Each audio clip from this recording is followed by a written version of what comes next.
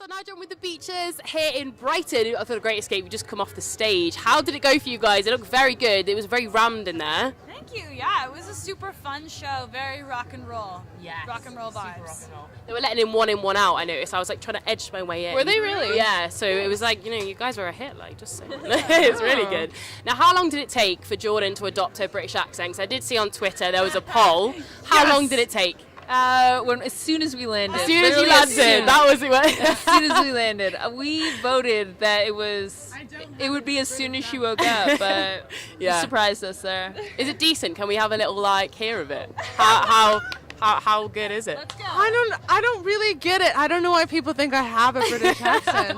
No, it's when you put it on. I think I just speak normally and Trying so Canadian rock. right now. No, she every time she goes to a new place, she adapts that accent, whether intentional or not. It happens. But I So don't even know what the Brighton dialect no, is. we were in Heathrow and you. It's not You like got it. properly. Properly, yeah, Londonish. Londonish. Londonish, yeah. Yeah. The A's and the N's and all that. I don't know, mate. Can adopt that. At every single restaurant we've gone to, Leandra goes, hello. It's not even me. I know, it's been me. I've been really bad this time. And my new one is, instead of maple syrup, they said maple syrup this morning. Maple So all day I've been like maple. Maple, that's the new word. I like yogurt.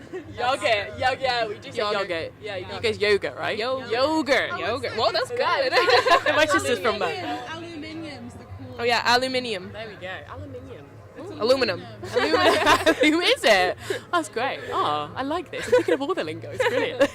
And you went on your first headline tour recently. How was that? That sounded like it went really, really well. It was crazy good. I mean, it's right before that we had been on an opening slot tour, so it's such a difference, like having the full crowd there for you and the energy, like the second you walk out on stage, they scream, and like that doesn't happen when you're a support act. So it was unbelievable. It was so great. Yeah. And to tour the album as well, because the record's been out a while now, and it's absolutely slamming, guys. I love it. I love it. I like listening to a couple of them. Make me walk like a badass down the street. I like it. It's Do you have a nice. favorite? Walk Like That was my favorite. Yeah, Good that one. was my favorite I one. guess when you're talking about walking like Yeah, that. see, I'm like, you got it down. oh, And you worked with Metric on that album, didn't you? So how did that go down in the studio? It was super fun working with them. We actually recorded it live off the floor, which was really a new thing for us. Yeah. So instead of doing everything separately in a small studio, we recorded everything in one big live room. So there was a lot of live rock and roll energy that was captured on the recordings. Yes. And that was their idea. So thank you, Emily and Jimmy. That was a good one. Straight down there. Yeah. How did you find the crowd kind of singing lyrics back to you and stuff? Did you find that people were like singing them back and things like that? Was that a bit mad? Yeah, it was thrilling. You know, like you put up with all the other bullshit from tour, like all the bickering and the lack of hygiene and the lack of sleep and vegetables, just so that you can go perform to people and hear them like vibe with your music. And it was cool for us, this being our first headlining tour, to have people like know our lyrics and know the album and be really into it. We've never had an experience like that before. So it was amazing. There's some serious rock and roll grooves, and like Gold and Sweet Life I really like. They're freaking tunes, like really, really cool, which is really good. And you've won Breakthrough, like as a Breakthrough Band award a couple of times. How did that feel? That must have been mad. This year has been really good. Yeah, this year really has seemed like a breakthrough year for us. We have been a band for about 5 years now, but with the record being released and winning those awards, it really feels like things are happening for us, and it's awesome. Absolutely, and it's really exciting. And is it your first time to Brighton? Is this like the first time you've come down to Brighton? What do you think to the Great Escape? Is there anyone here you want to catch while you're here? Well, we're gonna open up for Borns tomorrow, so I'm excited to see his set. And we're seeing Dark Horses later, shortly after we leave here. That should be fun. There's a band called Pale Waves, which I really like. They're playing tonight, and then there's a band called Japanese Breakfast, which I also really like. Peach Pit has been recommended. Oh, Peach Pit. Dapperton, I'm super excited to see him. Bully's playing. When's Bully playing? Saturday. I love Bully so Schedule's much. out. Girls, I got the schedule locked in. Bully! we love you.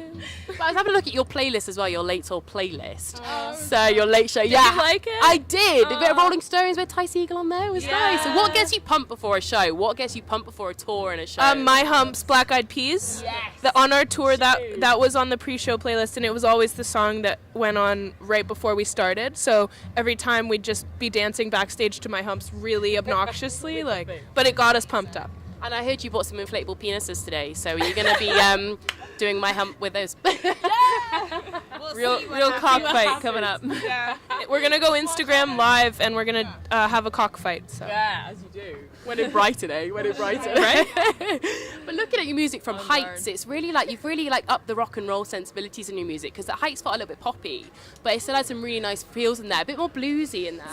And this one feels very more rock and roll. So was that like a natural progression with your music, did you find? Yeah, we felt like we really wanted to kind of go back to our roots, and really we were inspired by 1970s rock, and so that's really where we drew that inspiration from. Heights was a little bit more synth rocky, a little bit more experimental, and that was when Leandra just joined. I love a good pop tune. You got it. But it's good to change it up and to play with different things, and for this record, this sound just felt right. It's what we wanted to put out there. Absolutely. So what's going on behind the scenes for you guys? Have you got anything else coming out that we might expect from you guys coming up soon?